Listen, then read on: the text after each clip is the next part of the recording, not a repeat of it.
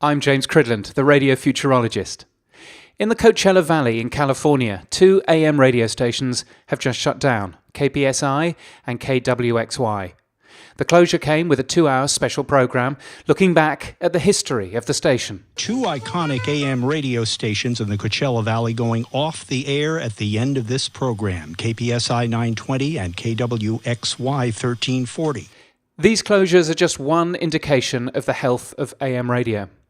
In other parts of the US, the FCC's slightly oddly named AM Revitalization Program is allowing AM radio stations to also simulcast on new FM signals, something I'm not quite sure I'd call AM Revitalization.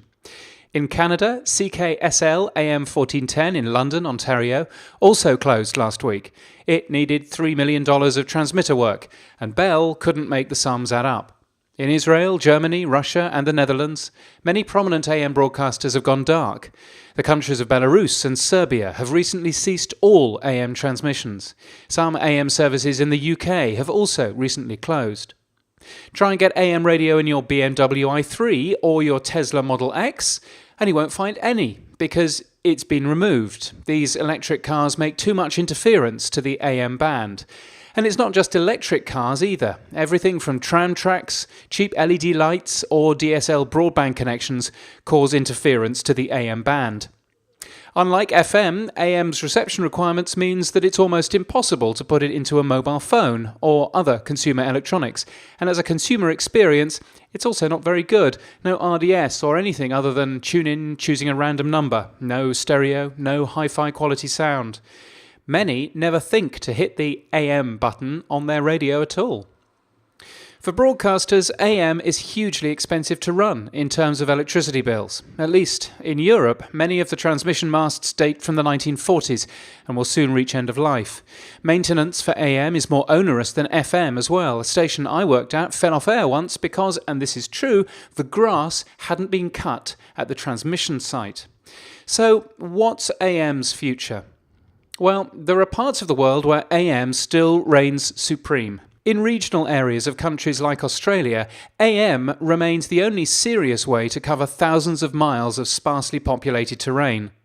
There are still market-leading AM stations in North America that are successful both in terms of audience and in terms of revenue, so AM's unlikely to die quickly.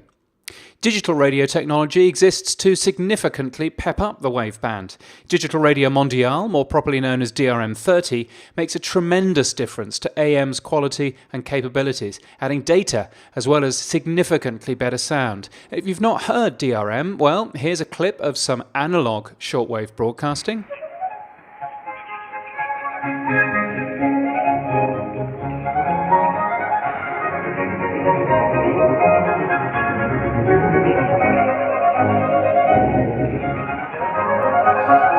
And now here's a clip of the same thing, but on a DRM receiver.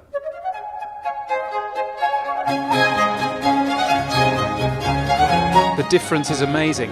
However, with the notable exception of India, DRM hasn't yet become a consumer success. It's a tremendous technical achievement, but its commercial take-up, well, it appears slow.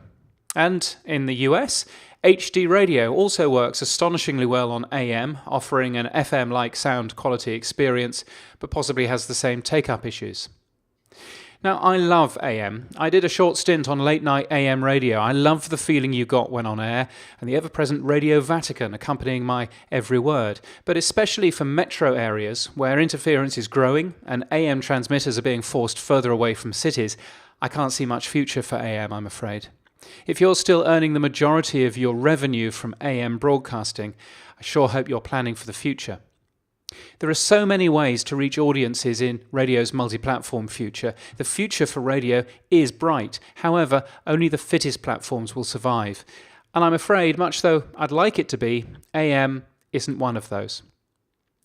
As an aside, I wrote this column while listening to Pandora, and as I almost completed it, Pandora put this song on. Spooky.